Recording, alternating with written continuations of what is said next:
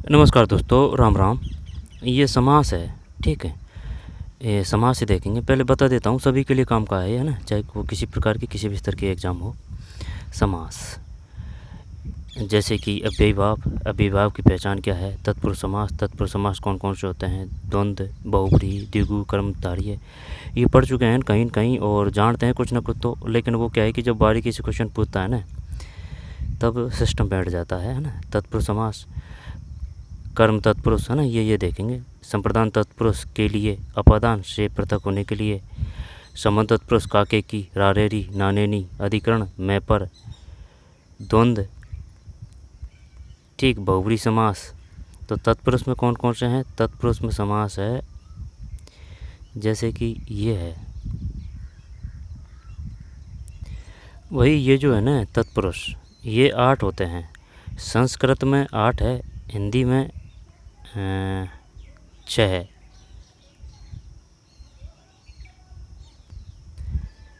ठीक है।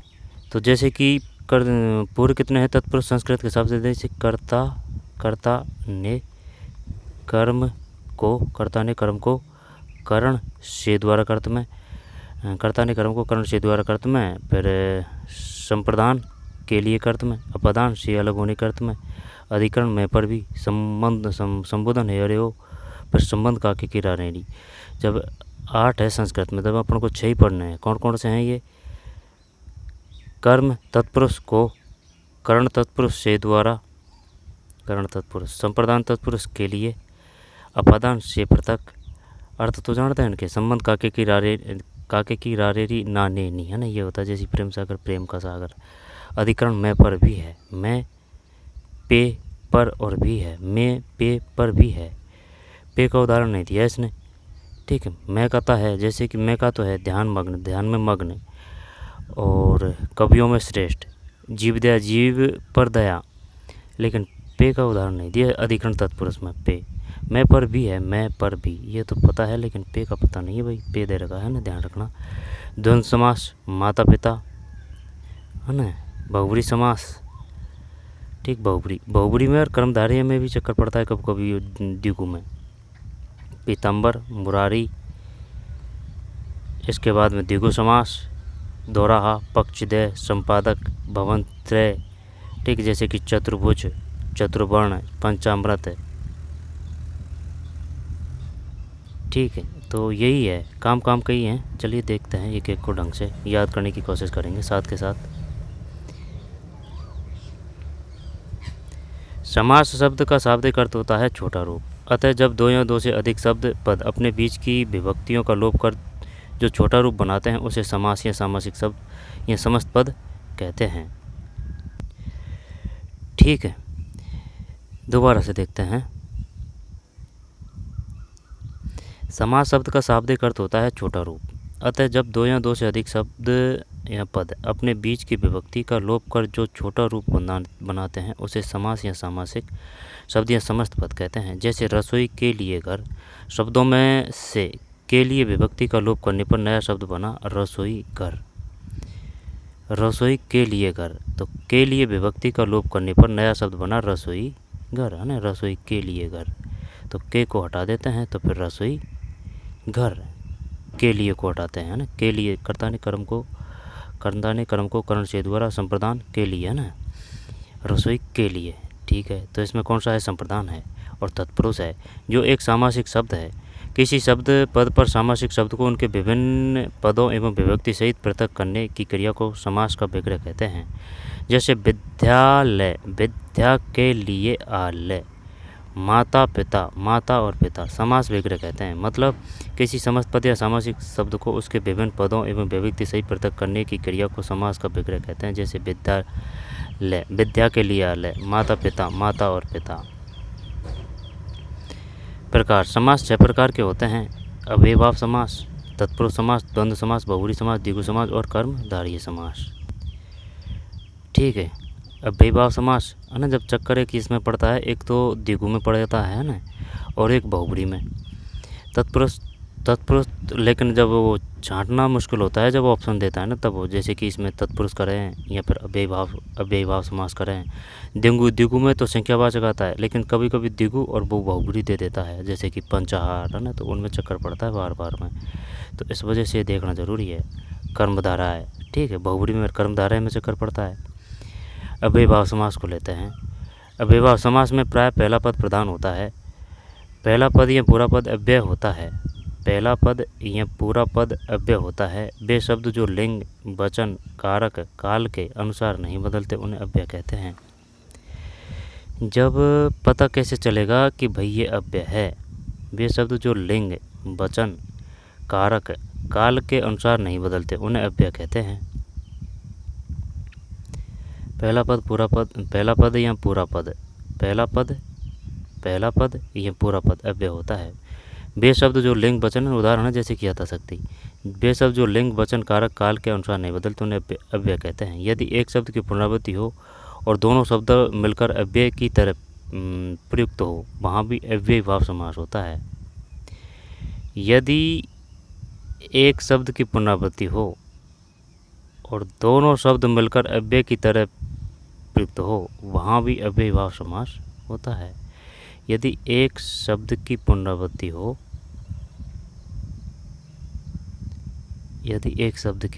हो, और दोनों शब्द मिलकर अव्यय की तरह प्रयुक्त हो, तो वहाँ भी अव्यय समास होता है। जब पहचान कैसे करेंगे? यदि एक शब्द की पुनरावृत्ति हो,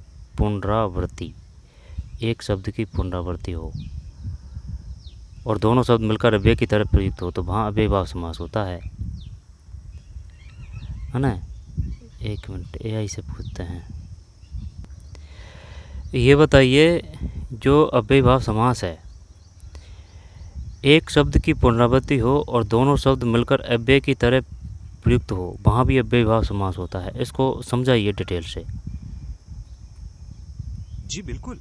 जब किसी शब्द की पुनरावृत्ति हो और वे दोनों शब्द मिलकर अव्यय की तरह काम करने लगें, तो वहाँ अव्ययीभाव समास होता है। इस स्थिति में वे शब्द किसी एक खास अर्थ को प्रकट करते हैं और लिंग, वचन या कारक के अनुसार बदलते नहीं हैं। उदाहरण के लिए, दिन दिन शब्द मिलकर प्रतिदिन बन जाता है, या घर घर का मतलब होता है हर घर में। क्या आप ऐसी और उदाहरण जानना चाहेंगे या इस बारे में कुछ और समझना चाहते हैं? हाँ, और उदाहरण दीजिए। जी बिल्कुल।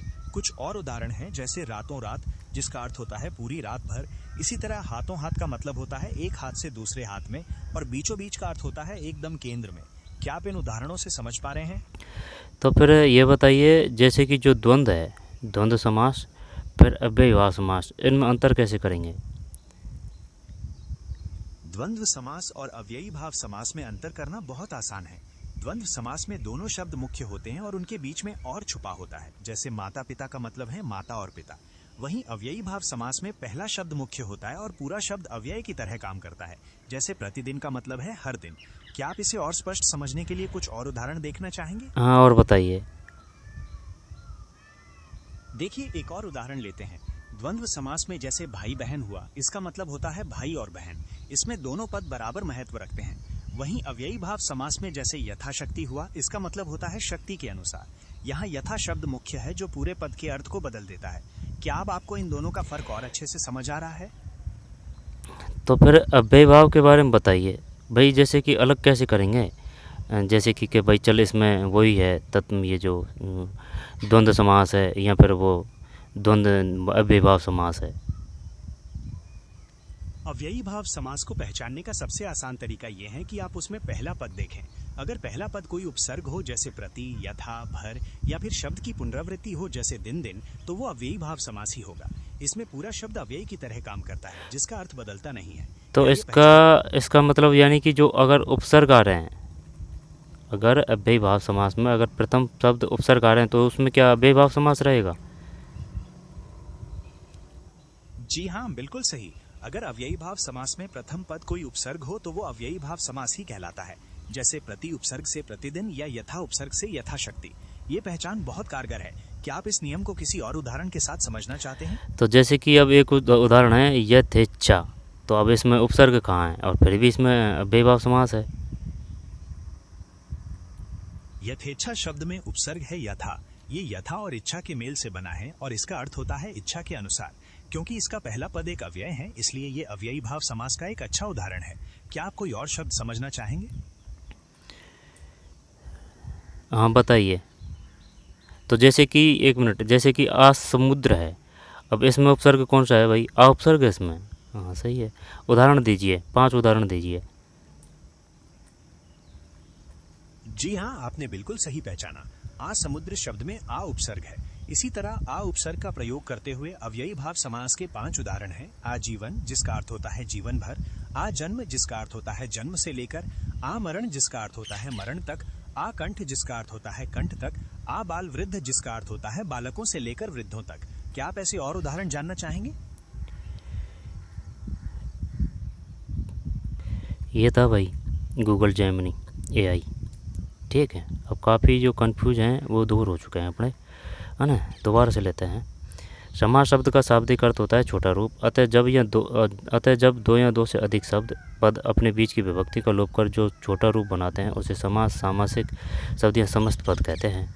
जैसे रसोई के लिए घर, शब्दों में से के लिए विभक्ति का लोप करने पर नया शब्द बना रसोई घर, जो एक सामासिक शब्द है। किसी समस्त पद या सामासिक पद को उनके विभिन्न पदों पर विभक्ति सहित पृथक करने की क्रिया को समास का विग्रह कहते हैं। जैसे विद्यालय, विद्या के लिए आलय। माता पिता, माता और पिता। प्रकार, समास 6 प्रकार के होते हैं, जैसे कि विभाव समास, तत्पुरुष समास, द्वंद्व समास, बहुव्रीहि समास, द्विगु समास, कर्मधारय समास। अविभाव समास, अविभाव समास में प्राय पहला पद प्रधान होता है। पहला पद प्रधान होता है, तो प्रधान मतलब जैसे कि यथा, यथा है ना, यथा। पहला पद या पूरा पद अव्यय होता है। वे शब्द जो लिंग, वचन, कारक, काल के अनुसार नहीं बदलते उन्हें अव्यय कहते हैं, यानी कि नो चेंज। ठीक है, जैसे कि अनुसार है तो अनुसार में कोई चेंज नहीं आएगा, है ना। दिन में कोई चेंज नहीं आएगा, वहाँ भी अव्ययभाव समास होता है। संस्कृत के उपसर्ग युक्त पर भी अव्ययभाव समास होते हैं। संस्कृत के उपसर्ग युक्त पद भी अव्ययभाव समास होते हैं। अब यह है तो नॉर्मल, लेकिन ये जब वो ऑप्शन देता है ना और समासों का, तब चक्कर पड़ जाता है। यथाशक्ति, शक्ति के अनुसार। यथाशीघ्र, है ना। और जैसे कि अगर उपसर्ग आ रहे हैं ना तो उसमें वही है क्या, ये जो है ना अव्ययभाव समास। यथाशीघ्र, यथाक्रम। और वो ये भी देगा कि जैसे कि यथा विधि दे दिया कि पहले तो ये बताइए इसमें समास कौन सा है और इसका समास विग्रह कीजिए। ऑप्शन देगा अच्छा वाला। ठीक है, यथा विधि, विधि के अनुसार। यथा क्रम, क्रम के अनुसार, है ना। क्रम के अनुसार, विधि के अनुसार। उल्टा चल रहा है ना, जैसे कि यथा शीघ्र, जितना शीघ्र हो, वहाँ तो इसमें जितना शीघ्र ले दिया। यथा विधि, विधि के अनुसार। यथा अवसर, अवसर के अनुसार। यथ इच्छा, इच्छा के अनुसार। प्रतिदिन, प्रत्येक दिन, दिन हर दिन। प्रत्येक, हर एक, एक प्रति एक। प्रत्यक्ष, प्रत्यक्ष अच्छी के आगे। प्रत्यक्ष अच्छी के आगे है भाई। अब उसने ये दे दिया ना कि ये बताइए प्रत्यक्ष का समास विग्रह क्या होगा। अच्छी के आगे, अच्छी के आगे, प्रत्यक्ष अच्छी के आगे। घर घर, प्रत्येक घर, हर घर, किसी भी घर को न छोड़कर, है ना, घर घर। हाथों हाथ, एक हाथ से दूसरे हाथ तक और हाथी हाथ में।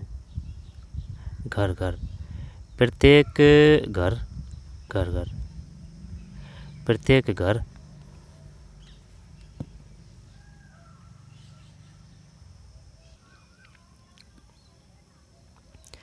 घर घर, प्रत्येक घर। अब वो ये देगा बताइए कौन सा सही है घर घर का समास विग्रह। प्रत्येक घर, हर घर, किसी भी घर को न छोड़कर, किसी भी घर को न छोड़कर, ये भी सही है। घर घर, किसी भी घर को न छोड़कर, हर घर और प्रत्येक घर। हाथों हाथ, एक हाथ से दूसरे हाथ तक और हाथी हाथ में। हाथों हाथ, एक हाथ से दूसरे हाथ तक और हाथी। अब ये दे देना हाथों हाथ का समास विग्रह कीजिए, नहीं कर पाएंगे भाई, है ना। हाथों हाथ, एक हाथ से दूसरे हाथ तक, हाथी हाथ में। रातों रात, रात ही रात में। बीचों बीच, बीच ठीक बीच में, बीचों बीच ठीक बीच में। साफ साफ, साफ के बाद साफ, साफ साफ, साफ साफ, साफ के बाद साफ, बिल्कुल साफ। आमरण, मरने तक, मरण पर्यंत।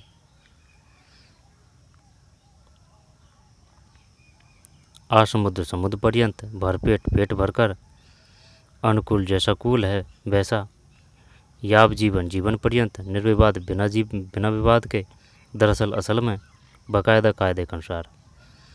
दोबारा से देख लिए, क्वेश्चन देखेंगे यहीं तुरंत ही। बाकायदा कायदे के अनुसार, दरअसल असल में, निर्विवाद बिना विवाद के।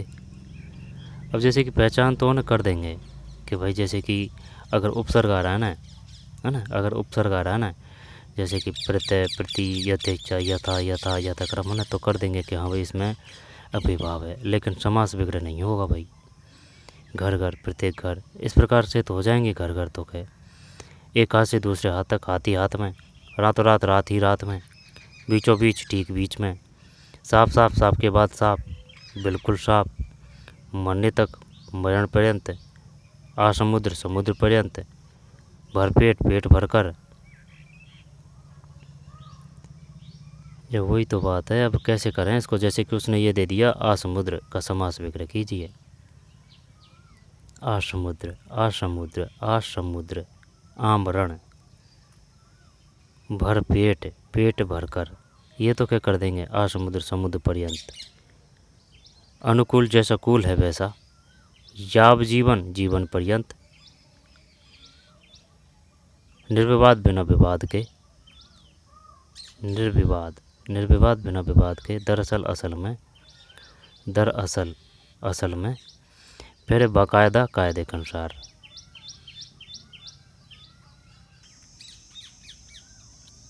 ठीक है, जब भी आपके मन में कोई और प्रश्न आए या आप किसी और विषय पर चर्चा करना चाहें, बेझिझक पूछें। आपका दिन शुभ हो। रिकॉर्डिंग बंद थी भैया ना, और इन्होंने बता दिया, गूगल जेमिनी से पूछ चुके हैं ना। चलो आगे चलते हैं, इसको रोकते हैं। तो ये तो था अव्ययभाव समास। अब तत्पुरुष समास तो कर देंगे, लेकिन तत्पुरुष समास में पहचान की समस्या है ना। पहले पढ़ते हैं फिर क्वेश्चन देखेंगे।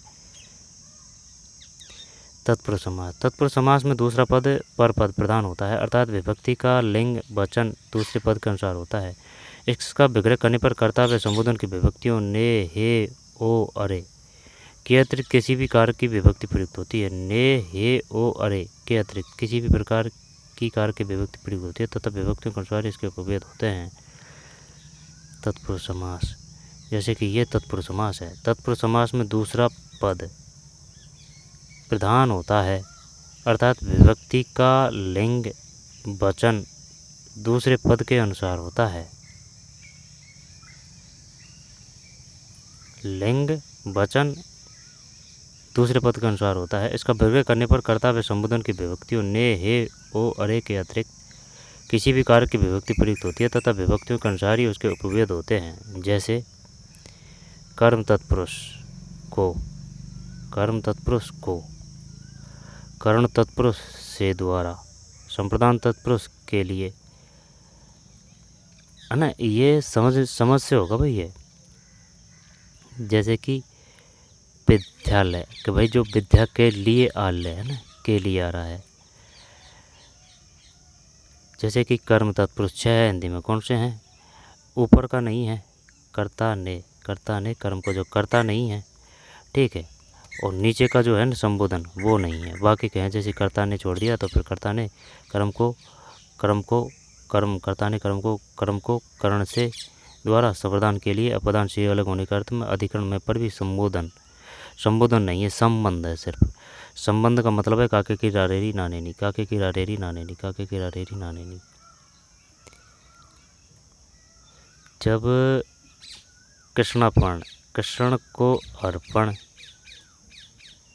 नेत्र सुख, नेत्र को सुखद, वन गमन, वन को गमन। पानी पुआ देगी भाई हिंदी, ऐसे ही नहीं है। ये लग तो रहा नॉर्मल रहा है, लेकिन जब वो ऑप्शन देगा ना तब होगा। क्वेश्चन दूंगा जब करके बताना, अब देखा कितने क्वेश्चन कर पाते हैं, क्योंकि वो पूछेगा कि बताइए कौन सा समास है इसमें, और समास विग्रह बताइए। कृष्णार्पण, कृष्ण को अर्पण, नेत्र सुख, नेत्रों को सुखद, वनगमन, वन को गमन, जेब कतरा, जेब को कतरने वाला। अब जैसे कि ये दे दिया ना उसने प्राप्तोदक, जब इसमें जैसे कि ये आगे करण तत्पुरुष का भी दे देगा उदाहरण, संप्रदान का भी दे देगा। संप्रदान का तो कर देंगे, संप्रदान में तो कोई दिक्कत नहीं है, लेकिन अधिकरण का दे देगा तब पड़ेगा चक्कर। कृष्णार्पण, कृष्ण को अर्पण। नेत्र सुखद, नेत्रों को सुखद। वन गमन, वन को गमन। जेब कतरा, जेब को कतरने वाला। प्राप्तोदक, उदक को प्राप्त, उदक को प्राप्त। आगे चलते हैं। कर्ण तत्पुरुष से के द्वारा। ईश्वर प्रदत्त, ईश्वर से प्रदत्त। हस्तलिखित, हाथ से लिखित। तुलसीकृत, तुलसी द्वारा रचित। दयाद्र, दया से आद्र। रत्न जड़ित, रत्नों से जड़ित। कुछ समझ में नहीं आ रही है बात। कर्ण तत्पुरुष से के द्वारा ना, जैसे से के द्वारा ईश्वर प्रदत्त। अब जैसे कि वो ये देगा, ये तो इसने गैप दे दिया। ईश्वर प्रदत्त का समास विग्रह कीजिए। तुलसीकृत का समास विग्रह कीजिए। तो तुलसी के द्वारा रचित, तुलसी द्वारा रचित, तुलसी के द्वारा रचित। हाँ, वो तो कोई दिक्कत नहीं, के द्वारा या फिर द्वारा। दयाद्र, दया से आद्र, दया से आद्र, से द्वारा। और संप्रदान से अलग होने के अर्थ में आएगा वो। कर्ता ने कर्ण, कर्ता ने कर्म को कर्ण से द्वारा का अर्थ में ना, से द्वारा का अर्थ में आएगा। जैसे कि ईश्वर प्रदत्त, ईश्वर से प्रदत्त। हस्तलिखित, हस्त हाथ से लिखित। तुलसीकृत, तुलसी द्वारा रचित। दयाद्र, दया से आद्र। रत्न जड़ित, रत्नों से जड़ित। संप्रदान तत्पुरुष के लिए। हवन सामग्री, हवन के लिए सामग्री। विद्यालय, विद्या के लिए आलय। गुरु के लिए दक्षिणा। बलि पशु, बलि के लिए पशु।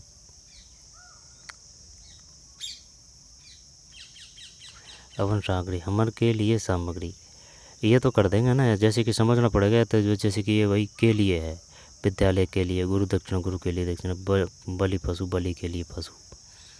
संप्रदान तत्पुरुष यानी कि के लिए, ठीक है, के लिए संप्रदान। विद्या के लिए आलय, गुरु के लिए दक्षिणा, बलि के लिए पशु। हवन सामग्री, हवन के लिए सामग्री। जब है ना वो ये ऐसे ऐसे नहीं पूछेगा क्या अलग अलग समास, वो सिर्फ ये पूछेगा कि बताइए इसमें कर्ण तत्पुरुष है, संप्रदान है, अपादान है, कौन सा है। जैसे कि विद्यालय कर देंगे इसमें, तो जैसे कि संप्रदान का तो है, अपादान का। संप्रदान अपादान तो क्या नॉर्मल, जैसे कि भाई पेड़ से पत्ता अलग हो रहा है ना, तो अलग अर्थ के उसमें अपादान आ जाएगा। और जैसे कि विद्या या फिर साइकिल से स्कूल जा रहे हैं, है ना, तो ऐसे जो के लिए क्या आ रहा है ना, तो उसमें संप्रदान आ जाएगा। हवन सामग्री, हवन के लिए सामग्री। विद्यालय, विद्या के लिए आलय। गुरु दक्षिण, गुरु के लिए दक्षिणा। बलि पशु, बलि के लिए पशु। कर्म तत्पुरुष को कर्ण तत्पुरुष से द्वारा। संप्रदान तत्पुरुष के लिए। अपादान तत्पुरुष से पृथक। ऋण मुक्त, ऋण से मुक्त। पदच्युत, पद से च्युत। मार्ग भ्रष्ट, मार्ग से भ्रष्ट। धर्म विमुख, धर्म से विमुख। देश निकाला, देश से निकाला। ठीक है, देश से निकाला, देश से निकाला। अब जैसे कि ये तो इसने गैप दे दिया ना, वो सिर्फ ये देगा देश निकाला का समास विग्रह कीजिए। देश को निकाला, देश के लिए निकाला, देश से निकाला, देश के द्वारा निकाला, इस प्रकार से देगा वो ऑप्शन। तो पदच्युत, पद से च्युत। मार्ग भ्रष्ट, मार्ग से भ्रष्ट। धर्म विमुख, धर्म से विमुख। देश निकाला, देश से निकाला।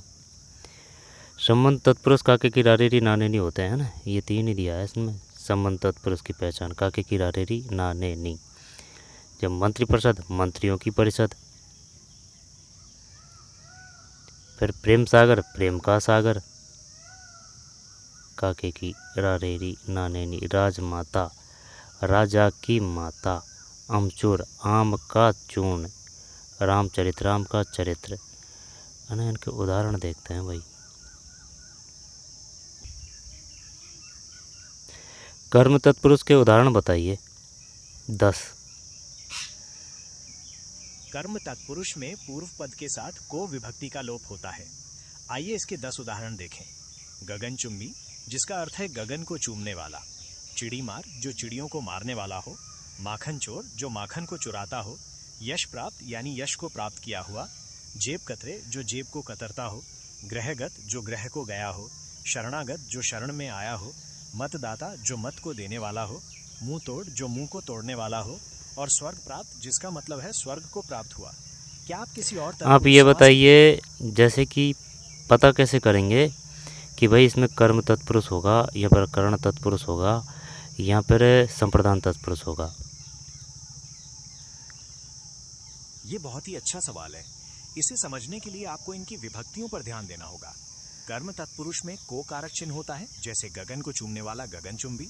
करण तत्पुरुष में से या द्वारा का प्रयोग होता है, जो किसी साधन या माध्यम को बताते हैं, जैसे हस्त द्वारा लिखित, हस्तलिखित। और संप्रदान तत्पुरुष में के लिए का भाव होता है, जो किसी के निमित्त कार्य दर्शाता है, जैसे स्नान के लिए घर, स्नान घर। क्या अब आपको इन तीनों के बीच का अंतर स्पष्ट हो पाया? और अपादान की क्या पहचान रहेगी? अपादान तत्पुरुष की पहचान के लिए आपको से विभक्ति पर ध्यान देना होगा, लेकिन यहाँ इसका अर्थ अलगाव, दूरी, निकलने, शर्माने, डरने या तुलना करने के भाव से होता है। उदाहरण के लिए ऋण मुक्त का अर्थ है ऋण से मुक्त, जहाँ से का भाव अलग होने का है। क्या आप इसके कुछ और उदाहरण दीजिए? 10 उदाहरण दीजिए, 10। रोग से मुक्त, देश निकाला, भयभीत, पाप मुक्त, धनहीन, जन्मांध, लक्ष्य भ्रष्ट, कामचोर, गुणहीन और विद्याहीन। बिल्कुल, अपादान तत्पुरुष समास के 10 और उदाहरण ये रहे। रोग मुक्त, जिसका अर्थ है रोग से मुक्त हो, धनहीन यानी धन से हीन, जन्मांध यानी जन्म से अंधा हो, लक्ष्य भ्रष्ट जो अपने लक्ष्य से भटक गया हो, कामचोर जो काम से जी चुराता हो, गुणहीन यानी गुणों से हीन, और विद्याहीन जिसका अर्थ है विद्या से हीन। अपादान तत्पुरुष। फिर संबंध तत्पुरुष की पहचान क्या है? काके की, रारेरी, नानेनी या फिर और भी है? जी हाँ, संबंध तत्पुरुष में मुख्य रूप से का, के, की और रा, रे, री विभक्तियों का ही प्रयोग होता है। ये कारक चिन्ह दो पदों के बीच संबंध या अधिकार। नानेनी नहीं है, नानेनी नहीं है पहचान का संबंध तत्पुरुष में। आप बिल्कुल सही कह रहे हैं। ना, ने, नी विभक्तियां संबंध तत्पुरुष में नहीं आती हैं। संबंध तत्पुरुष की मुख्य पहचान और कारक चिन्ह सिर्फ का, के, की और रा, रे, री ही है। क्या आप संबंध तत्पुरुष का कोई उदाहरण देखना चाहेंगे या कोई और समास? उदाहरण बताइए। जरूर। संबंध तत्पुरुष के 10 उदाहरण ये रहे। राजपुत्र, जिसका अर्थ है राजा का पुत्र, गंगा जल यानी गंगा का जल, देशवासी जो देश के वासी हो, गृह स्वामी यानी ग्रह का स्वामी, प्रेम सागर जो प्रेम का सागर हो, भारत रत्न यानी भारत का रत्न, सेनापति जो सेना का पति हो, रामचरित यानी राम का चरित, मृत्युदंड जिसका अर्थ है मृत्यु का दंड, और राष्ट्रपति यानी राष्ट्र का पति। क्या आप कोई और समास समझना चाहते हैं? आप बोल तो सही रहे हैं, लेकिन स्क्रीन पे जो है वो आप बोल रहे हैं वो उच्चारण नहीं आ रहे हैं। मुझे अफसोस है कि स्क्रीन पर उच्चारण सही नहीं दिख रहा है। हो सकता है ये तकनीकी समस्या हो। मैं आगे से पूरी कोशिश करूंगा कि शब्दों को स्पष्ट बोलूं। अगर आपको कोई खास शब्द दोबारा सुनना हो या उसका उच्चारण समझना हो तो बेझिझक बताएं। ठीक है, तो ये ऋण मुक्त, ऋण से मुक्त, पच्युत, पश्चाच्युत, मार्ग भ्रष्ट, मार्ग से भ्रष्ट, धर्म विमुख, धर्म से विमुख, देश निकाला, देश से निकाला। समंत तत्पुरुष काके की, मंत्रियों की परिषद, प्रेम सागर, प्रेम का सागर, राजमाता, राजा की माता, अमचूर, आम का चूर्ण, रामचरित, राम का चरित्र। तो संबंध तत्पुरुष को उदाहरण दीजिए। आपने संबंध तत्पुरुष के जो उदाहरण दिए वे बिल्कुल सही हैं। संबंध तत्पुरुष के 10 और उदाहरण ये रहे। शिवालय, जिसका अर्थ है शिव का आलय, पुस्तकालय यानी पुस्तक का आलय, राजमहल जो राजा का महल हो, मृत्युमुख यानी मृत्यु का मुख, देवालय जो देव का आलय हो, राम राज्य जिसका अर्थ है राम का राज्य, जलकुंभी यानी जल की कुंभी, गृह प्रवेश जो ग्रह का प्रवेश हो, सूर्यकांत यानी सूर्य का कांत, और गंगा तट जिसका अर्थ है गंगा का तट। क्या आप कोई और समास समझना चाहते हैं? नहीं, आगे चलते हैं। अधिकरण तत्पुरुष।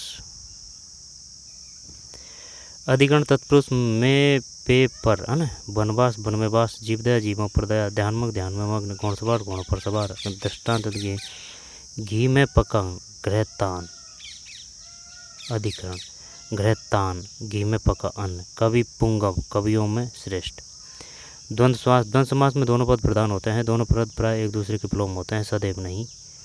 दोनों पद एक दूसरे के विलोम होते हैं, दोनों पद प्राय एक दूसरे के विलोम होते हैं, लेकिन सदैव नहीं। इसका विग्रह करने पर और अथवा या का प्रयोग होता है। और या, जैसे माता च पिता च है ना, तो जैसे कि माता और पिता और या। माता पिता माता और पिता, दाल रोटी दाल और रोटी, पाप और पुण्य, अन्न जल अन्न और जल, जलवायु जल और वायु, फल पूरा फल और फूल, भला बुरा भला और बुरा, रुपया और पैसा, अपना पराया अपना या पराया, नील लोहित नीला और लोहित, नील लोहित। अब ये तो गैप देती है इसने, है ना, जैसे कि वो देगा नील लोहित का समास विग्रह कीजिए, नीला और लोहित। धर्माधर्म धर्म या अधर्म,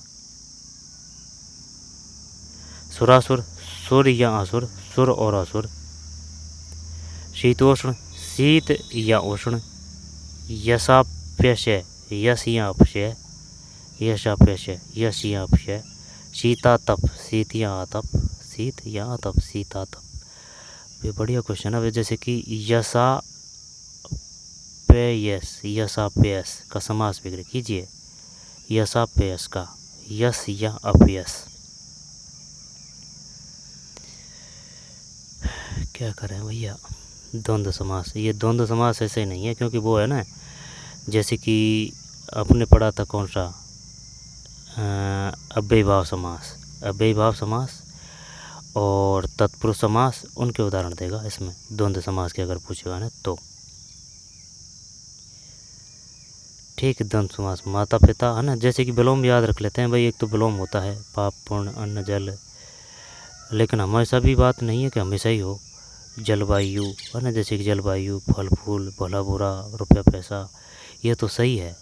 अपना पराया नील लोहित है, जैसे कि धर्माधर्म सुरासुर शीतोष्ण या अपशय सीता सीता तप, ये तो सही है। लेकिन जैसे कि या का कैसे करेंगे, या का और विलोम कैसे करेगा कि इसमें और आएगा या फिर या आएगा, ये द्वंद्व समास है। शस्त्र शस्त्र शस्त्र और अस्त्र ना, तो ये विलोम ध्यान रखना है कि भाई द्वंद्व में विलोम आएगा, है ना।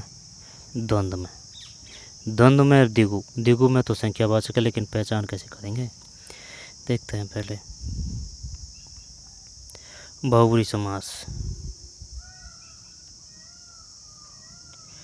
बहुब्री समास में कोई भी पद प्रधान नहीं होता। बहुब्री समास में कोई भी पद प्रधान नहीं होता।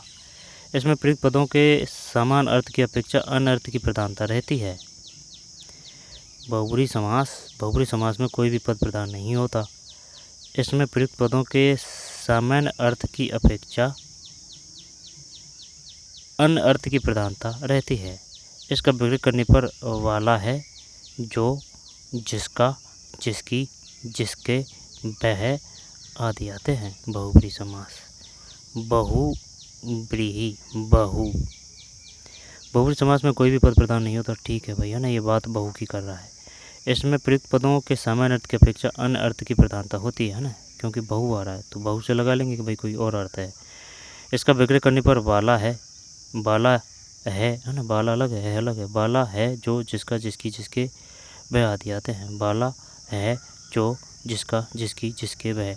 लेकिन है ना, समास विग्रह करते समय ये कैसे ध्यान रखेंगे कि भाई उसमें बाला ही आएगा, जिसका ही आएगा, जिसकी आएगा, जिसके ही आएगा, यहाँ पर वह आएगा।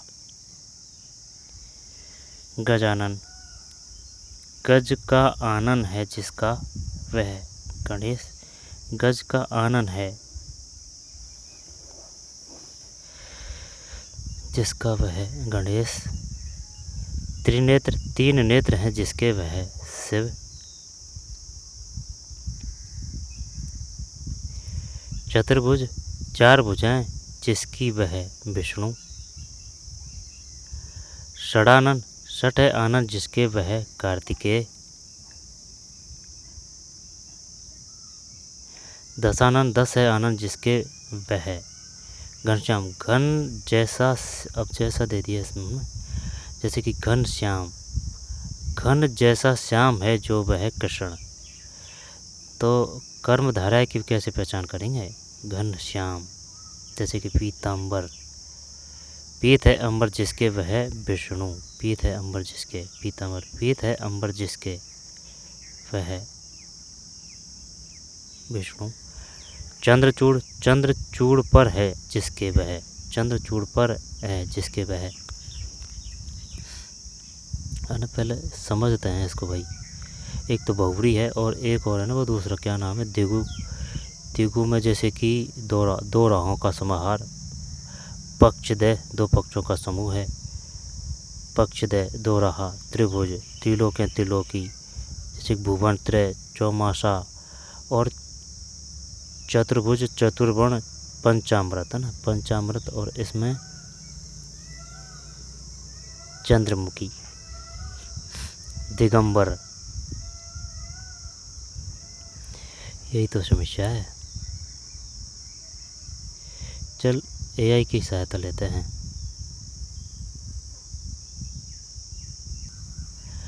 आप ये बताइए कि भाई जो बहुब्री समास है और जो द्विगु समास है, उनकी पहचान कैसे करेंगे, अगर वो क्वेश्चन पूछेगा तो?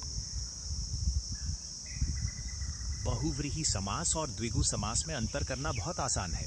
द्विगु समास में पहला पद संख्यावाची होता है जो किसी संख्या को दर्शाता है, जैसे चौराहा यानी 4 रास्तों का समूह।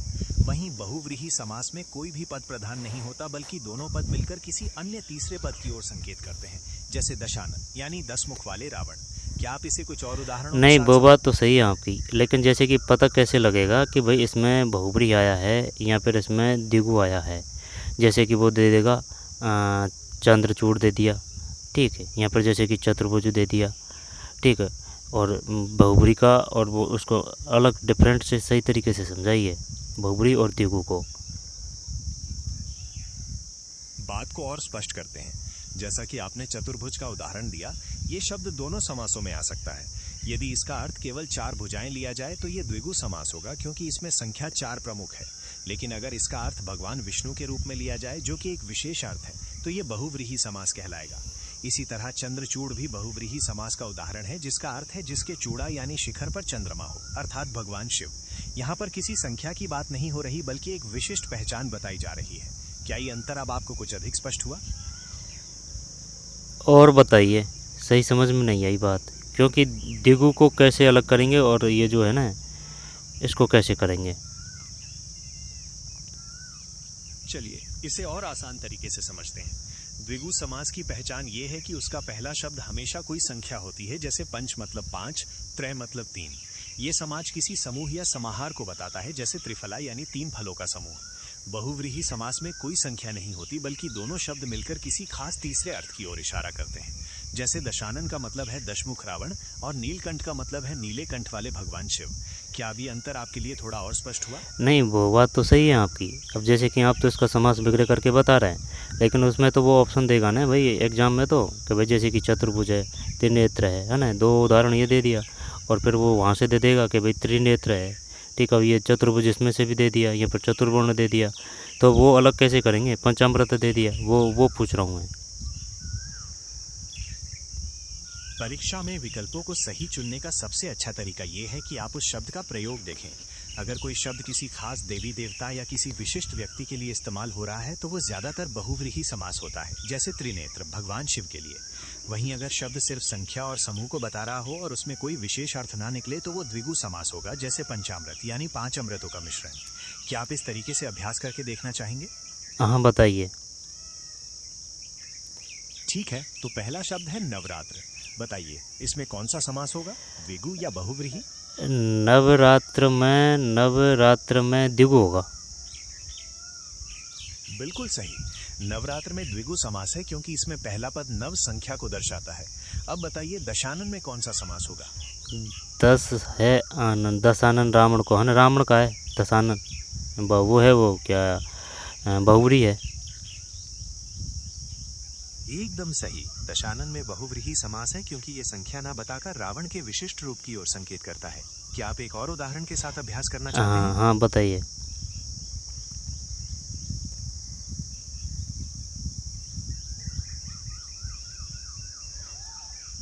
बताइए। तो अगला शब्द है त्रिफला। बताइए इसमें कौन सा समास होगा, द्विगु या बहुव्रीहि? त्रिफला है ना, तो त्रिफला में संख्या वो है, द्विगु है। बिल्कुल सही, त्रिफला में द्विगु समास है, क्योंकि इसमें पहला पद त्रि संख्या को दर्शाता है। अब मुझे लगता है कि आपको इन दोनों समासों में अंतर अब आप ऐसे करिए, जो आप जो क्वेश्चन पूछ रहे हैं ना, उसका हाई लेवल के दीजिए, द्विगु का और बहुव्रीहि का। बहुत अच्छे। चलिए अब कुछ और चुनौतीपूर्ण उदाहरणों का अभ्यास करते हैं। बताइए, षड्भुज शब्द में कौन सा समास होगा, द्विगु या बहुव्रीहि? षड्भुज में होगा षड्भुज। षड्भुज 6 आ रहा है ना, षड्भुज यानी कि षड्भुज, तो इसमें द्विगु है। आपका सोचना बिल्कुल सही है। षड्भुज में द्विगु समास ही है क्योंकि इसमें पहला पद षड संख्या 6 को दर्शाता है। हालांकि कुछ विशेष परिस्थितियों में ये बहुव्रीहि समास भी हो सकता है अगर ये किसी देवता या विशिष्ट रूप के लिए इस्तेमाल हो। क्या आप अगला प्रश्न लेना चाहेंगे? हाँ, और दीजिए, उदाहरण दीजिए। ठीक है, अगला शब्द है त्रिलोचन। बताइए, इसमें कौन सा समास होगा, द्विगु या बहुव्रीहि? त्रिलोचन है ना, तो त्रि पे ही नहीं जाना है, लोचन भी है, तो यहाँ बहुव्रीहि है। बिल्कुल सही पहचाना आपने। त्रिलोचन में बहुव्रीहि समास ही है क्योंकि ये विशेष रूप से भगवान शिव के लिए प्रयोग होता है। आइए एक और उदाहरण देखते हैं। बताइए, शताब्दी शब्द में कौन सा समास होगा? शताब्दी में कोई तो समस्या नहीं है, शताब्दी है ना, तो ये शताब्दी तो वही है, द्विगु है। बिल्कुल सही। शताब्दी में द्विगु समास है क्योंकि इसमें पहला पद शत संख्या 100 को दर्शाता है। आपने अब तक बहुत अच्छा अभ्यास किया है और इन दोनों समासों के अंतर को बहुत अच्छे से समझ लिया है। क्या आपके मन में कोई और शंका है या हम इस विषय को यहीं समाप्त करें? कर ही देते हैं तो समाप्त है ना, आगे चलते हैं। तो भाई ये था द्वंद्व समास है ना, जैसे कि द्वंद्व समास। द्वंद्व समास की पहचान ये है कि इसमें दो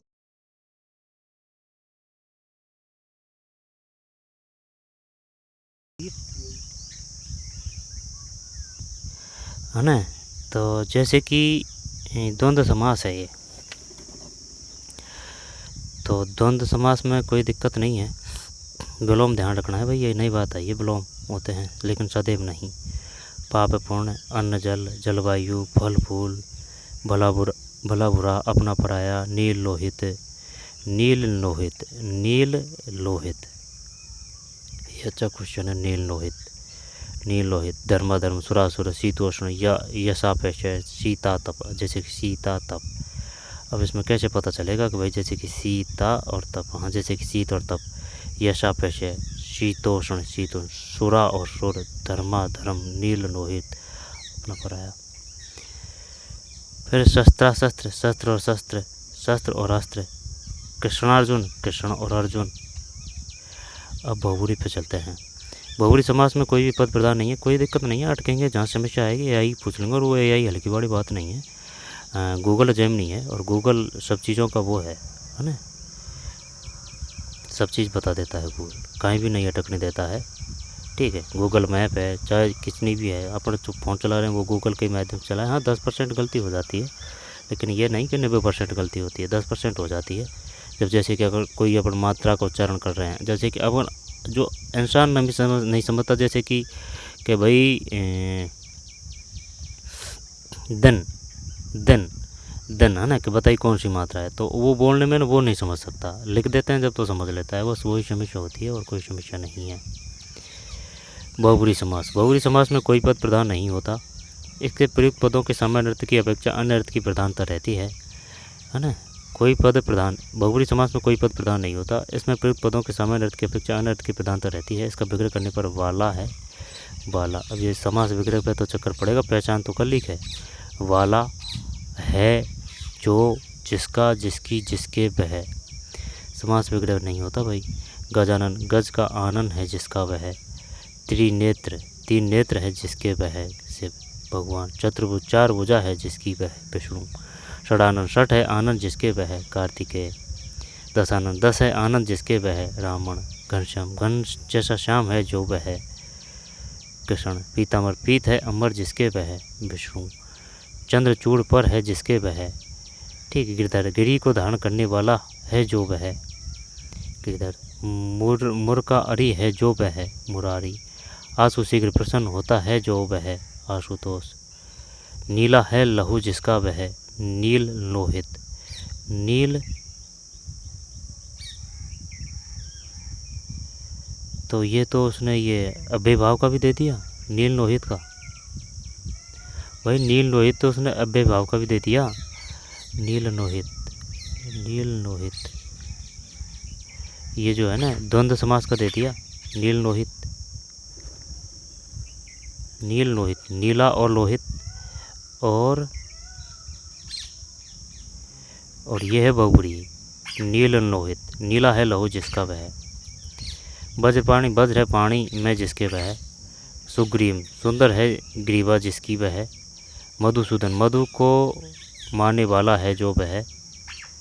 आजान बाहु, जानुओं घुटनों तक बाहु है जिसकी वह। आजान बाहु। नीलकंठ, नीला कंठ है जिसका वह। आजान बाहु। महादेव, देवताओं में महान है जो वह। महादेव, देवताओं में महान है जो वह। महादेव, बताइए महादेव का समास विग्रह कीजिए। नहीं हो पाएगा भाई। महादेव, नीलकंठ, नीला कंठ है जिसका वह। नीला कंठ है जिसका वह। आजान जानो घुटना तक बाहु है जिसकी वह।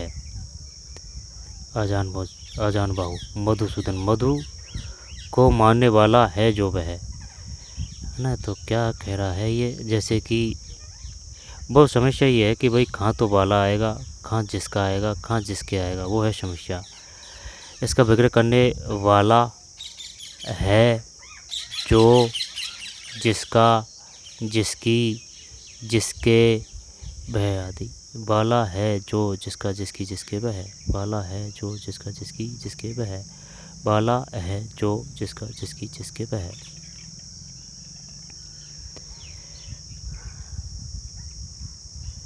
फिर महादेव। मयूर वाहन, मयूर है वाहन जिसका वह। कमल नयन, कमल के समान नयन है जिसके वह। कनकटा, कटे हुए कान है जिसके वह। जलज, जल में जन्मने वाला है जो वह। कमल, जलज, जल में जन्मने वाला है जो वह। कमल। वाल्मीकि, वाल्मीकि से उत्पन्न है जो वह। वाल्मीकि, वाल्मीकि से उत्पन्न है जो वह। दिगंबर, दिशा ही है जिसका अंबर जैसा वह। दिगंबर, दिशा ही है जिसका वह अंबर। ठीक है, जैसे कि कमल नयन, कमल के समान नयन है जिसके वह, है ना। जैसे कि महादेव, देवताओं में महान है जो वह। मयूर वाहन, मयूर है वाहन जिसका वह। कमल नयन, कमल के समान नयन है जिसके वह। कमल नयन, कमल के समान नयन है जिसके वह। कटे हुए कान है जिसके वह। कनकटा, जल में जन्मने वाला है जो वह। जलज, वाल्मीकि से उत्पन्न है जो वह। वल्मीक, वल्मीक, वाल्मीकि का समास विग्रह है वल्मीक। वल्मीक से उत्पन्न है जो वह। दिशाई है जिसका अंबर ऐसा वह। दिशाई है जिसका अंबर ऐसा वह। दिगंबर, समास विग्रह तो नहीं पड़ेगी पार भाई, पहचान तो कर देंगे कभी इसमें ये समास है। दिशाई है जिसका अंबर ऐसा वह। कुश के अग्रभाग के समान बुद्धि है जिसकी वह। कुशाग्र बुद्धि। मंद है बुद्धि जिसकी वह। मंद बुद्धि। जीत ली है इंद्रिय जिसने वह। जीतेंद्रिय। चंद्रमा के समान मुख वाली है जो वह। कर देंगे, है ना। चंद्रमुखी, अष्ट अध्याय में पुस्तक है जो वह। है जो वह, है जो वह ही सहारा है सब में। है जो वह, है जो वह, है जो वह। लेकिन जैसे कि मयूर है वाहन जिसका वह, है ना। जिसका,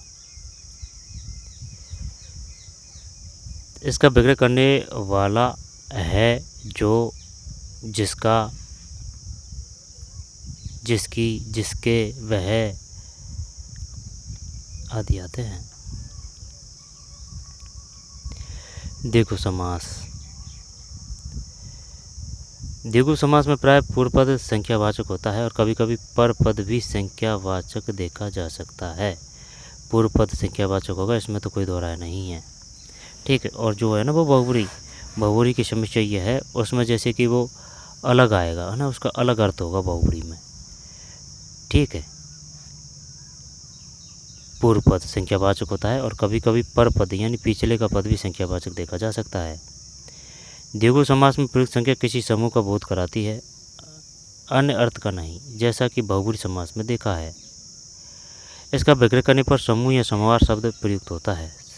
समूह या समाहार शब्द प्रयुक्त होता है। दोराहा, दो राहों का समाहार। पक्षद्वय दो पक्षों का समूह है। संपाद्य दो संपादकों का समूह है। त्रिभुज तीन भुजाओं का समाहार। त्रिलोक्य त्रिलोकी तीन लोकों का समाहार। दोबारा देखते हैं द्विगु समास। द्विगु समास में प्राय पूर्व पद संख्यावाचक होता है, जो कभी कभी पर पद भी संख्यावाचक देखा जा सकता है। द्विगु समास में प्रयुक्त संख्या किसी समूह का बोध कराती है,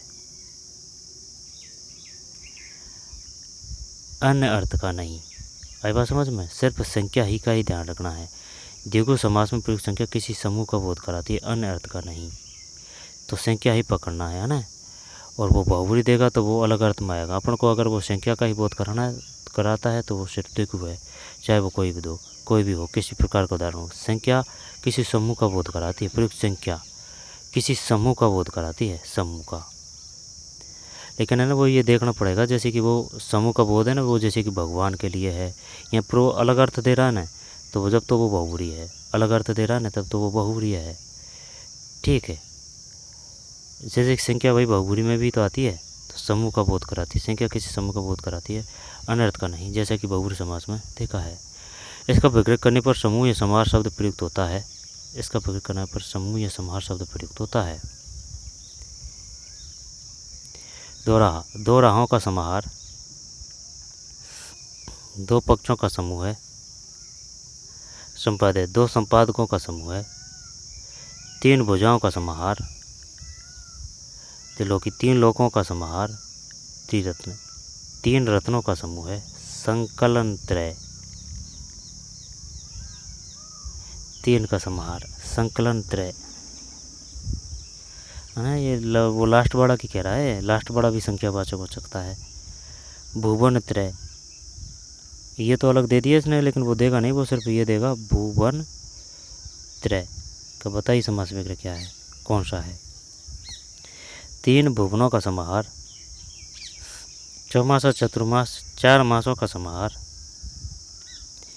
चतुर्भुज चार भुजाओं का समाहार, रेखीय आकृति। चतुर्भुज चार वर्णों का समाहार। पंचामृत पांच अमृतों का समाहार। पंचामृत पांच अमृतों का समाहार। पंचामृत पंचपात्र पांच पात्रों का समाहार। पंचपात्र पंचवटी पांच वटों का समाहार। षडभुज है ना, वो पूछ चुके हैं अपन षडभुज। भाई षडभुज में जैसे कि ये द्विगु भी आ सकता है और बहुब्री भी आ सकता है ना। अगर भगवान के अर्थ में तो षडभुज है, वो देखना पड़ेगा उसमें। और वो ज़्यादातर परीक्षार्थी, वो जो एग्जाम सेटर है ना, वो देगा नहीं इस प्रकार का, क्योंकि वो नेगेटिव जाएगा वरना। ठीक है, अगर वो षडभुज पूछेगा ना तो उसका बहुब्री का समास नहीं देगा, समास विग्रह नहीं देगा, द्वंद्व का ही समास विग्रह देगा। षट छह भुजाओं का समाहार है ना, समाहार संख्या है षडभुज में, बस ये ध्यान रखना है। सप्ताह है सात दिनों का समाहार। सतसई 700 का समाहार। सप्तसती सप्त शतकों का समाहार। सप्तऋषि 7 ऋषियों का समूह है। अष्टसिद्धि 8 सिद्धियों का समाहार। नवरत्न 9 रत्नों का समूह है। नवरात्र 9 रात्रियों का समाहार। नवरात्र नवरत्न वो ये भी देगा नवरत्न। बताइए समास विग्रह कीजिए। 9 रत्नों का समूह है, 9 रात्रियों का समाहार। दशक का समाहार। शतक 100 का समाहार। शताब्दी 700 शब्दों या वर्षों का समाहार। ये है भाई।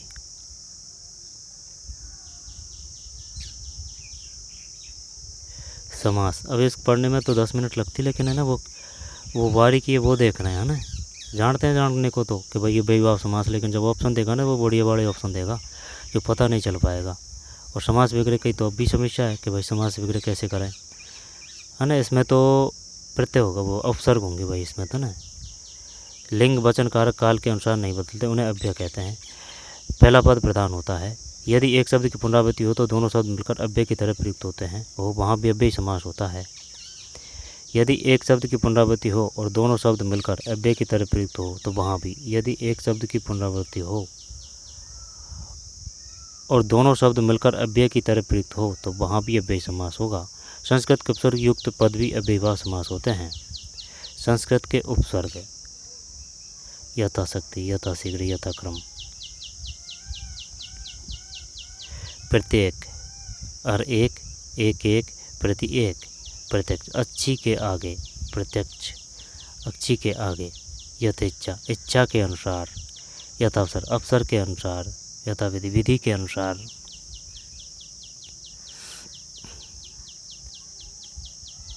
घर घर है ना, घर घर, प्रत्येक घर, हाथों हाथ, रातों रात, बीचों बीच, साफ साफ, आमरण, आसमुद्र, भरपेट। तत्पुरुष समास।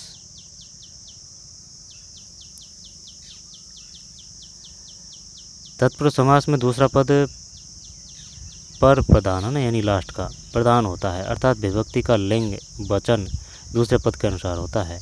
इसका विग्रह करने पर कर्ता व संबोधन की विभक्तियों ने, एहे, ओ, अरे के अतिरिक्त किसी भी कार्य की विभक्ति प्रयुक्त होती है, या तथा विभक्तियों के अनुसार ही उसके उपभेद होते हैं, जैसे कि कर्म तत्पुरुष, नेत्र सुख, नेत्र सुखद, नेत्रों को सुखद, वन गमन, वन को गमन, जेब कतरा, जेब को कतरने वाला, प्राप्तोदक, उदक को प्राप्त। करण तत्पुरुष से के द्वारा अर्थ में दयाद्र, दया से आद्र, दयाद्र। बताइए दयाद्र में कौन सा वो है समास? दयाद्र, दया से आद्र, तुलसी का तुलसी द्वारा रचित है ना, से के द्वारा अर्थ में रत्न दिन रत्नों से जड़ित। ये भाव भी समझना पड़ेगा इसका, तभी जाके कर पाएंगे आप कि भाई किस में को आ रहा है, किस में सेधु आ रहा है, किस में पदान है, किस में संप्रदान है। वन गमन, जेब कतरा। समास विग्रह में तो समस्या है भाई, कैसे करें समास विग्रह? जेब कतरा, जेब को कतरने वाला। प्राप्त उदक, उदक को प्राप्त। नेत्र सुख, जैसे कि नेत्रों को सुखद। कृष्णा पर कृष्ण को कर, और ये तो इस प्रकार का ऑप्शन दे रखे हैं जैसे नॉर्मल लग रहा है, लेकिन वैसे जैसे कि और का ऑप्शन देता चार और जब पूछता तब पता चलता। कर्ण तत्पुरुष, संप्रदान तत्पुरुष, अवन सामग्री, विद्यालय। संप्रदान तो कर देंगे, संप्रदान और अपादान तो कोई दिक्कत नहीं। बलि पशु, बलि पशु, बलि के लिए पशु। कर्ण तत्पुरुष, दयाद्र, दया से आद्र, रत्नों से जड़ित। संबंध तत्पुरुष, जैसे देश धर्म विमुख, धर्म से विमुख, देश निकाला, देश से निकाला। संबंध तत्पुरुष काके की, मंत्री परिषद, मंत्रियों की परिषद। प्रेम सागर, प्रेम का सागर। राजमाता, राजा की माता। अमचूर, आम का चूर्ण। अधिकरण में पर। ध्यानमग्न, ध्यान में मग्न। घोड़सवार, घोड़ों पर सवार। अधिकरण संबंध में मैं पर भी होता है इसमें ना। कवि पुंगव, कवि पुंगव। घृतान्न का समास विग्रह कीजिए। घृतान्न, घी में पका अन्न। घोड़सवार, घोड़े पर सवार। ध्यान में मग्न। जीव दया, जीवों पर दया। वनवास। समास विग्रह कैसे करें? वो तो उदाहरण आएगा तभी जाके बैठेगा सिस्टम है ना। द्वंद्व समास, ठीक है। द्वंद्व समास में दोनों पद प्रधान होते हैं, दोनों पद प्राय एक दूसरे के विलोम होते हैं, सदैव नहीं। विलोम, ये नया आया है भाई विलोम है ना। नया क्या अपन को पता लगा है, होने को तो ये काफ़ी पहले से है। और अथवा यहाँ का प्रयोग होता है। बहुब्री समास, बहुब्री समास में कोई पद प्रधान नहीं होता।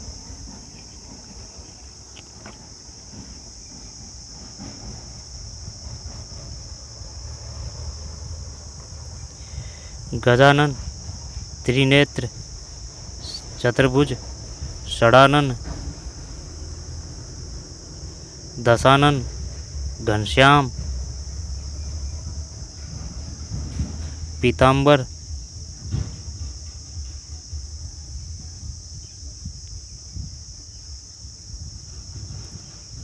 देवताओं में महान है जो वह है, मयूर है वाहन जिसका वह है। बहुब्री समास, बहुब्री समास है भाई ये। बहुब्री समास में कोई पद प्रधान नहीं होता। इसमें प्रयुक्त पदों के सामान्य अर्थ की अपेक्षा अन्य अर्थ की प्रधानता रहती है। इसका विग्रह करने पर वाला है जो, जिसका, जिसकी, जिसके बह आदि आते हैं। बताइए वज्र पाणी का समास विग्रह कीजिए। वज्र है पानी में जिसके बह। सुग्रीव सुंदर है ग्रीवा जिसकी बह। मधु को मारने वाला है जो बह। मधुसूदन। नीलाकंठ है जिसका वह है। नीलकंठ नीलाकंठ है जिसका वह महादेव। अब जैसे किस्म दे दिया है जिसका। अब जैसे कि महादेव देवताओं में महान है जो वह है, तो ये मैं है जिसका इनकी बात समझिए किस में कौन सा आएगा, वो बड़ी बात है। कमल नयन कमल के समान नयन है जिसके वह। कनकटा कटे हुए कान है जिसके वह। जलज जल में जन्मने वाला है जो वह। वाल्मीकि से उत्पन्न है जो वह। दिगंबर दिशा ही है जिसका अंबर जैसा ऐसा वह। कुश कुश के अग्रभाग के समान बुद्धि है जिसकी वह। मंद है बुद्धि जिसकी वह। दिगु दिगु समास में पूर्व पद संख्यावाचक होता है, कभी कभी पर पद भी संख्यावाचक देखा जा सकता है। दिगु समास में प्रयुक्त संख्या किसी समूह का बोध कराती है, अन्य का अर्थ नहीं, जैसा कि बहुब्री समास में देखा। दिगु समास में प्रयुक्त संख्या किसी समूह का बोध कराती है, अन्य अर्थ का नहीं। समझ रहा है, समूह का बोध कराती है, अन्य अर्थ का नहीं, जैसा कि बहुब्री समास में देखा। उसका अर्थ नहीं कराती, सिर्फ समूह का। ठीक है, देखो त्रिरत्न, संकलन त्रय, भुवन त्रय, चौमासा, चतुर्भुज, चतुर्गुण, 4 वर्णों का समाहार, पंचामृत 5 अमृतों का समाहार, पंचपात्र 5 पात्रों का समाहार, पंचवटी 5 वटों का समाहार, षड्भुज 6 भुजाओं का समाहार। कर्मधारय समास। कर्मधारय समास में एक पद विशेषण होता है तो दूसरा पद विशेष।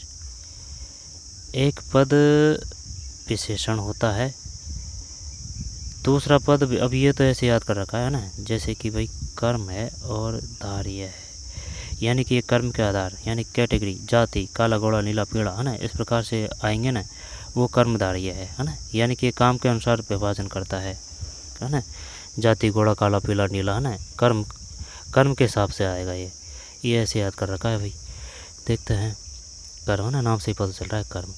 कर्मधारय समास में एक पद विशेषण होता है ना, विशेषण जो संज्ञा पर सर्वनाम के विशेषता बताए वो विशेषण। तो दूसरा पद विशेष्य। ठीक, तो पहला पद विशेषण, दूसरा पद विशेष, है ना। तो विशेषण और विशेष, कर्मधारय धार्य है, विशेषण कर्मधार्य और विशेष। तो विशेषण विशेष किस में होते हैं, सिर्फ कर्मधारय में। वो कर रखा है भाई, कैटेगरी बताता है, काला गोला नीला पीला, ना जाति बताता है, कहने का मतलब ना, ऐसे याद कर रखा है ये। कर्मधारय समास में एक पद विशेषण होता है, दूसरा पद विशेष। इसमें कहीं कहीं उपमेय उपमान का संबंध होता है तथा विग्रह करने पर रूपी शब्द प्रयुक्त होता है। इसमें कहीं उपमेय उपमान संबंध का संबंध होता है तथा विग्रह करने पर रूपी शब्द प्रयुक्त होता है। पुरुषोत्तम, पुरुष जो उत्तम, पुरुष जो उत्तम। नीलकमल, नीला जो कमल। महापुरुष, जब महान है जो पुरुष, महान है जो पुरुष। घनश्याम, घन जैसा श्याम। पीताम्बर, पीत है जो अंबर। महर्षि, महान है जो ऋषि, महान है जो ऋषि। नहीं, ये बात तो तेरी सही है। अब जैसे कि ये दे रहा है महान है जो ऋषि, और वो जो है ना है जो किस में आया था, वो है जो बहुब्री समास में है भाई। जैसे कि घनश्याम, घन जैसा श्याम है जो वह कृष्ण। अब ये दे दिया एक तो उदाहरण उसने घनश्याम, और एक दे दिया इसका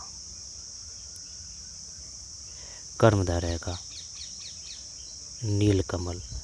तो कैसे अलग करेंगे इनको। कर्मधारय समास में एक पद विशेषण होता है और दूसरा पद विशेष, है ना, विशेषण और विशेष।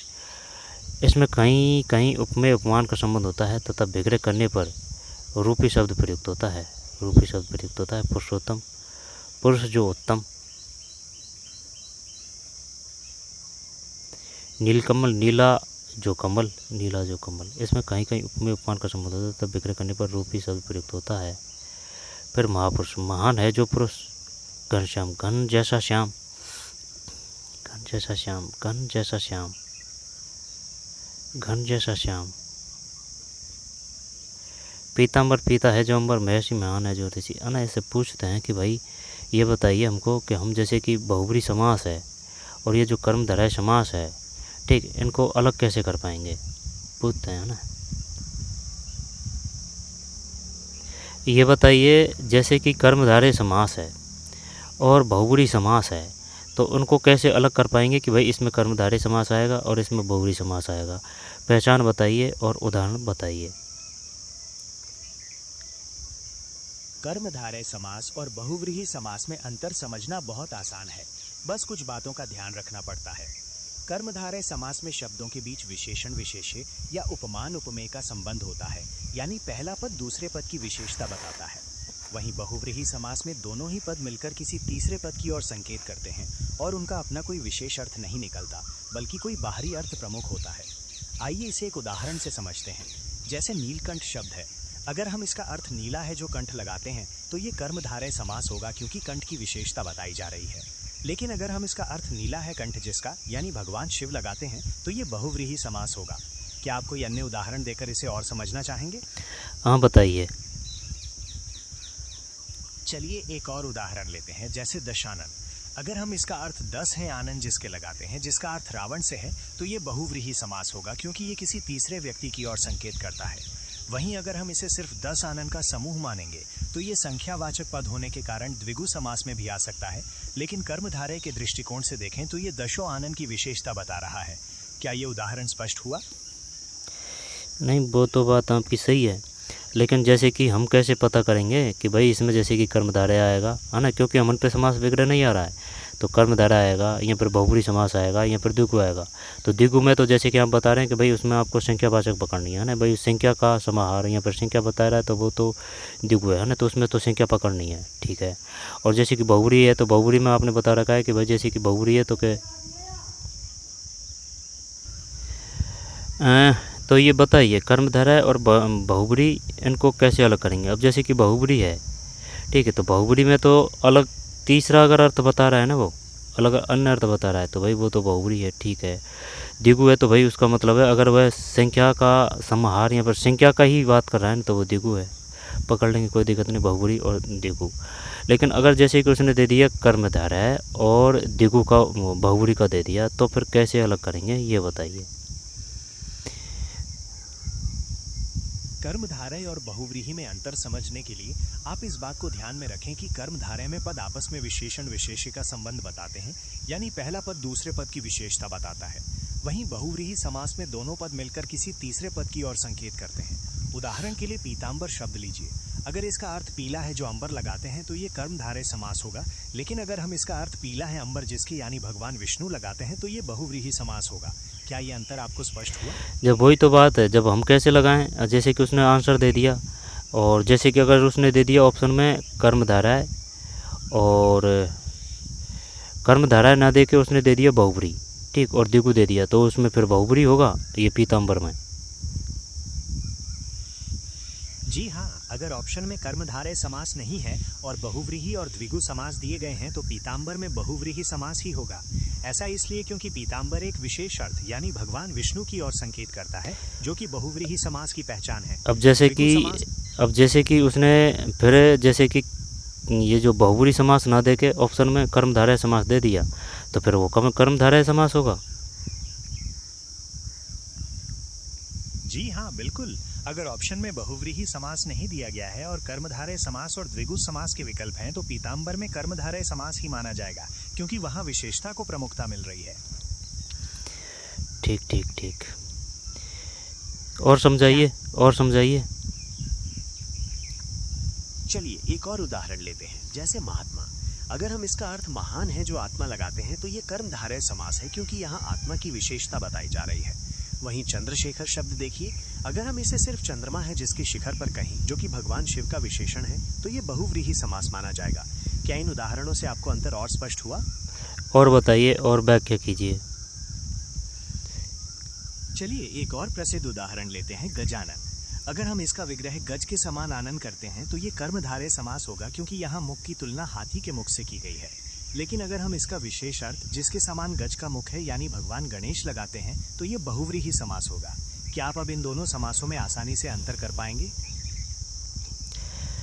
कर्मधारय समास में एक पद विशेषण होता है, दूसरा पद विशेष। इसमें कहीं कहीं उपमेय उपमान का संबंध होता है तथा विग्रह करने पर रूपी शब्द प्रयुक्त होता है। जैसे कि पुरुषोत्तम पुरुष जो उत्तम, नीलकमल नीला जो कमल, महान महापुरुष महान है जो पुरुष, घनश्याम घन जैसा श्याम, पीताम्बर पीत है जो अंबर, महर्षि महान है जो ऋषि, नराधम अधम है जो नर, अधमरा आधा है जो मरा।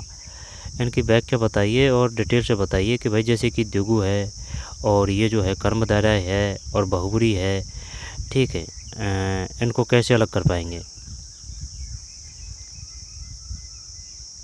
आपने बिल्कुल सही उदाहरण दिए हैं कर्मधारय समास के। इनमें विशेषण विशेष्य या उपमान उपमेय का संबंध होता है। अब इन समासों को अलग करने का सबसे अच्छा तरीका ये है कि द्विगु समास में पहला पद संख्यावाची होता है और किसी समूह का बोध कराता है। कर्मधारय समास में एक पद दूसरे पद की विशेषता बताता है या तुलना करता है, लेकिन कोई तीसरा अर्थ नहीं निकलता। वहीं बहुव्रीहि समास में पूरा शब्द मिलकर किसी बाहरी या तीसरे अर्थ की ओर इशारा करता है, जैसे पीताम्बर का भगवान विष्णु होना।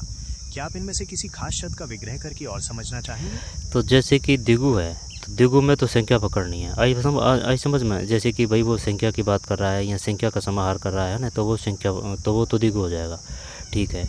बहुब्री है तो वो नाम से ही पता चल रहा है कि भाई जो जाके और है ना वो लास्ट में जो तीसरा का अर्थ देता है ना, तो वो बहुब्री है, यानी कि कोई और तीसरा के बहु के बारे में बताता है ना, तो वो बहुब्री है।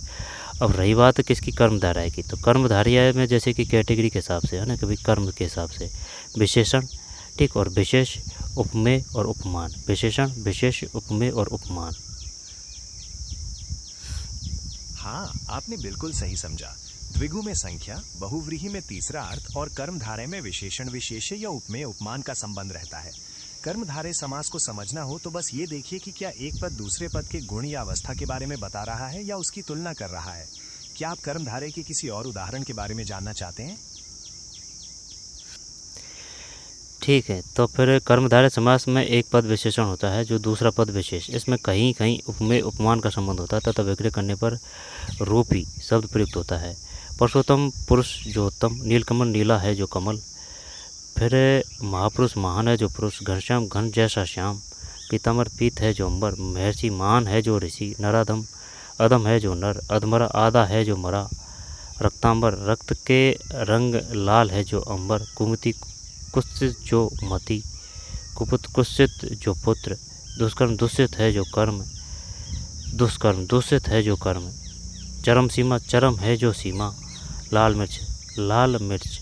अब ये अगर जैसे कि ब्लोम होता ना ये, तो इसमें द्वंद्व हो जाता, ठीक है। तो लाल है जो मिर्च, लाल मिर्च, कृष्ण पक्ष काला है जो पक्ष, ठीक है, कर्मधारय। मंद बुद्धि मंद है जो बुद्धि, शुभागमन शुभ है जो आगमन, नीलोत्पल नीला है जो उत्पल, मृग नयन मृग के समान नयन, चंद्रमुख चंद्र जैसा मुख, राजश्री जो राजा भी है जो ऋषि भी, नरसिंह जो नर भी है और सिंह भी, मुखचंद्र मुख रूपी चंद्रमा, पंचनामत वचन रूपी अमृत, पंचनामत वचन रूपी अमृत, भवसागर भवरूपी सागर, चरण कमल चरण रूपी कमल, क्रोधाग्नि क्रोध रूपी अग्नि, चरणाबिंद चरण रूपी अरविंद, विद्याधन विद्या रूपी धन। तो ये समास थे भाई, है ना, अच्छी तरीके से देख लेना, क्योंकि सब पक्ष हैं वो रख दिए हैं अपन ने ना, कि ये ऐसे कैसे होता, इस प्रकार से कैसे होता, अलग करें तो कैसे करें, पहचान कैसे करें, समास विग्रह करें तो कैसे करें, है ना। तो समास विग्रह तो क्या अब भी नहीं हो रहा है, लेकिन वो ऑप्शन से आएगा ना तब कर देंगे, है ना। तो कर्मधारय, कर्मधारय समास में एक पद विशेषण होता है और दूसरा पद विशेष। विशेषण जो संज्ञा व सर्वनाम की विशेषता बताए, दूसरा पद विशेष। इसमें कहीं उपमेय उपमान का संबंध होता है तथा विग्रह करने पर रूपी शब्द प्रयुक्त होता है उपमेय उपमान का, है ना। नीला है जो कमल, पुरुष है जो उत्तम पुरुषोत्तम, एक पद दूसरे की विशेषता बताता है इसमें, है ना। पुरुष है जो उत्तम, नीला है जो कमल, ठीक है। इसमें नहीं दे रखा है, लेकिन एआई ने बताया है अनके, जैसे कि एक पद दूसरे पद की विशेषता बताता है विशेषण। कर्मधारय समास में एक पद विशेषण होता है और दूसरा पद विशेष। इसमें कहीं कहीं उपमेय उपमान का संबंध होता है, विग्रह करने पर रूपी शब्द प्रयुक्त होता है। महापुरुष, घनश्याम, पीताम्बर, महर्षि, नराधम, अधमरा, रक्तांबर, कुमति, कुपुत्र, दुष्कर्म, चरम सीमा, लाल मिर्च, कृष्ण पक्ष, मंद जो बुद्धि, ठीक, विशेषता बताता है ना, वो है भाई, ठीक, मंद जो बुद्धि। हाँ, तो वो कर्म ही डिसाइड कर रहा है उसका। शुभ है जो आगमन, नीला है जो उत्पल, मृग के समान नयन, चंद्र जैसा मुख, जो राजा भी है और ऋषि भी है, राजर्षि, जो नर भी है और सिंह भी है, मुख रूपी चंद्रमा, वचन रूपी अमृत, भव रूपी सागर, चरण रूपी कमल, क्रोध रूपी अग्नि, चरण रूपी अरविंद, विद्या रूपी धन। तो ये है, इसमें एक दूसरे की विशेषता बताएगा ना। और पूछ लेते हैं, चल, कर्मधारय की विशेषता बताइए, इसको कैसे अलग कर पाएंगे बहुब्री से और उनसे? विशेष पहचान क्या है कर्मधारय की? कर्मधारय समास की सबसे बड़ी विशेषता ये है कि इसमें पहला पद विशेषण और दूसरा पद विशेष्य होता है, या फिर दोनों पदों में उपमेय उपमान का संबंध होता है। इसे बहुव्रीहि समास से अलग करना आसान है, क्योंकि कर्मधारय में शब्दों का अर्थ सीधा होता है, जबकि बहुव्रीहि में दोनों पद मिलकर किसी तीसरे पद की ओर संकेत करते हैं। वहीं तत्पुरुष समास का पहला पद कारक चिन्ह के आधार पर निर्धारित होता है, जो कर्मधारय में नहीं होता। क्या आप कोई उदाहरण देकर समझना चाहेंगे जिससे पहचान और नहीं, स्पष्ट वो हो बात जाए? तो सही है, लेकिन जैसे कि कर्मधारय समास में एक पद दूसरे पद की विशेषता बताता है। जी हाँ, बिल्कुल। कर्मधारय समास में एक पद दूसरे पद की विशेषता बताता है या फिर उसकी तुलना की जाती है। उदाहरण के लिए नील गगन में गगन नीला है, तो नीला विशेषण हुआ और गगन विशेष्य। इसी तरह चंद्रमुख में मुख की तुलना चंद्रमा से की गई है। क्या आप इस विशेषता को किसी विशेष शब्द के साथ समझना चाहते हैं?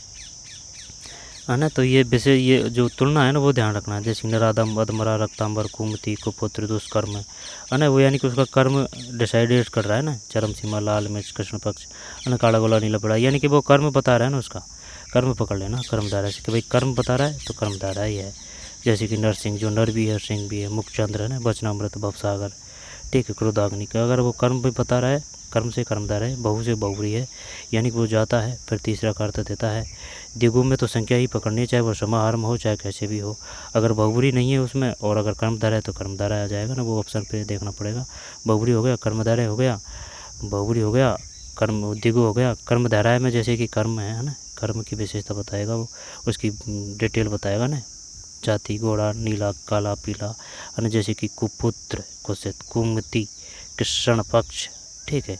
और फिर कौन सा रहा, अभिभाव, नो चेंज है, ठीक है। और तत्पुरुष में वो है ही है।